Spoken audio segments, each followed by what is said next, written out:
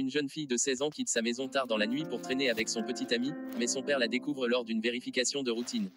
Furieux du comportement de sa fille, le père décide de la punir pour son absence nocturne. Il ouvre une pièce secrète dans le sous-sol, profite de l'absence de sa femme partie faire des courses, et persuade sa fille, Sarah, de l'aider à transporter des affaires. Il l'attire ainsi dans le sous-sol et l'enferme dans la pièce secrète. Cette pièce est non seulement insonorisée, mais elle est également équipée d'un miroir sans teint. De plus, si le code est entré incorrectement 3 fois, la pièce est automatiquement privée d'électricité. Pour empêcher les cris de sa fille de parvenir à l'extérieur, le père bouche soigneusement le seul conduit d'aération avec une couverture. La fille passe ainsi sa première nuit dans ces conditions. Le lendemain, Sarah tente de déchiffrer le code, mais échoue, ce qui entraîne une coupure de l'approvisionnement en oxygène. 4 jours plus tard, le père descend pour vider le pot de chambre de sa fille. Entendant son père arriver, Sarah se cache derrière un pilier, puis tente de s'échapper en poussant son père lorsque la porte est ouverte.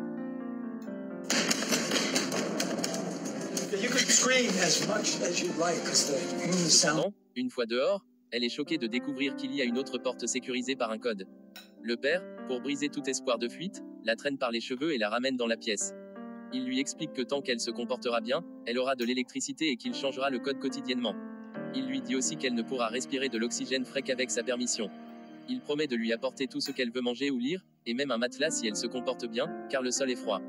Voyant que Sarah ne répond pas, le père lui donne une gifle, lui attrape les mains, la plaque contre la porte, soulève sa petite jupe et commet un acte indescriptible.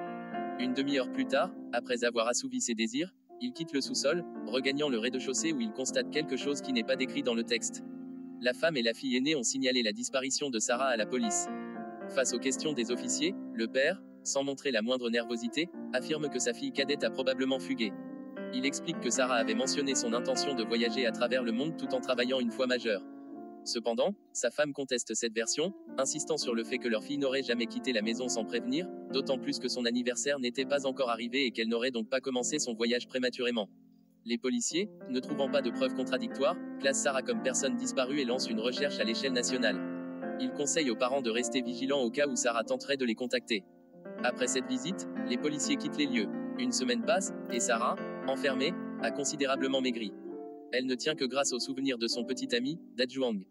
Ce dernier, ressentant peut-être l'angoisse de sa petite amie, se rend chez les parents de Sarah pour demander des nouvelles. Le père lui ment, prétendant que Sarah est partie en Floride avec un certain Steve. Dajuang, croyant cette histoire, part en colère. 21 jours plus tard, jour du 18e anniversaire de Sarah, son père lui apporte un gâteau et une chemise de nuit sexy. Il lui ordonne de la porter, et la suite des événements est laissée à l'imagination. 15 jours plus tard, alors qu'elle mange des conserves, Sarah conçoit un plan pour s'échapper. Elle obéit et porte la chemise de nuit pour accueillir son père, avec l'intention de le tuer et de fuir. Cependant, son plan échoue face à la force physique de son père, qui lui brise le poignet. Sarah endure à nouveau des traitements inhumains. 1 an plus tard, Sarah est visiblement enceinte. Alors qu'elle balaie, elle remarque que le sac amniotique est rompu, indiquant que l'accouchement pourrait être imminent.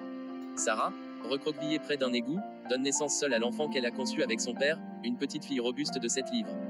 4 années supplémentaires s'écoulent, et la situation familiale devient de plus en plus complexe avec l'arrivée de nouveaux enfants.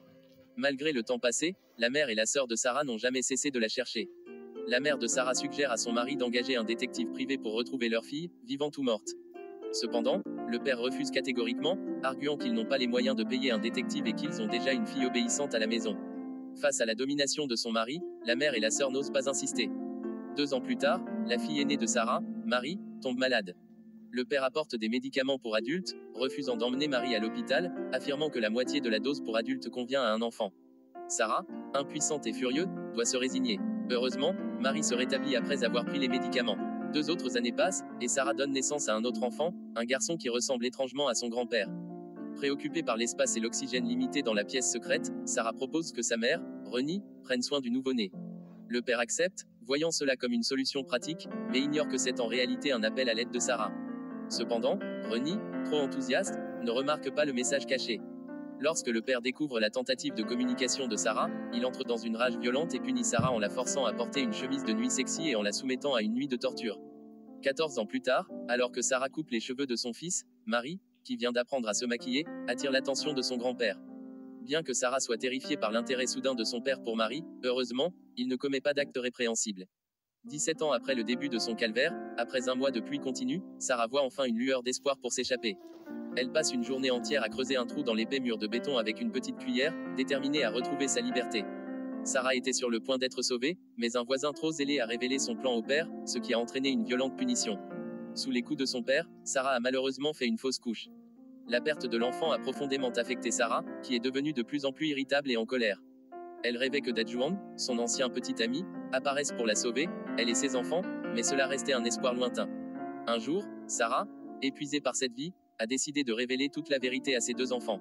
Elle leur a expliqué que leur grand-père était en réalité leur père biologique et les a exhortés à s'unir pour lutter contre ce démon. Le tournant décisif est survenu la 19e année. Un soir, le père a connecté un tuyau au conduit de ventilation, l'autre extrémité étant reliée au pot d'échappement de sa voiture, dans l'intention d'asphyxier Sarah et ses enfants avec les gaz d'échappement. Cependant, leur troisième fils, Thomas, a interrompu le plan avant qu'il ne soit trop tard. Le lendemain, le père a découvert que Sarah et leur deuxième fils étaient indemnes, mais que Marie, souffrant d'asthme, était dans un état critique. Initialement, il avait l'intention de la laisser mourir, mais les supplications de Sarah et de ses enfants l'ont fait changer d'avis. Il a emmené Sarah et Marie à l'hôpital, où Marie a été sauvée de justesse. Profitant d'un moment d'inattention du père, Sarah a subtilement attiré l'attention du médecin en perdant son formulaire d'hospitalisation, lançant ainsi un appel à l'aide discret. Lorsque le père a réalisé ce qui se passait, il était trop tard. Il a été arrêté, et le deuxième enfant enfermé dans la pièce secrète a été libéré. Toute la vérité a finalement éclaté. À la fin de l'histoire, Dajuang réapparaît et prend soin de Sarah et de ses enfants, leur offrant une nouvelle vie loin de l'horreur qu'ils ont vécue. Ainsi, Sarah et Dajuang commencent une nouvelle vie ensemble, laissant derrière eux les cauchemars du passé. C'est ici que se termine cette histoire. À la prochaine pour d'autres histoires captivantes.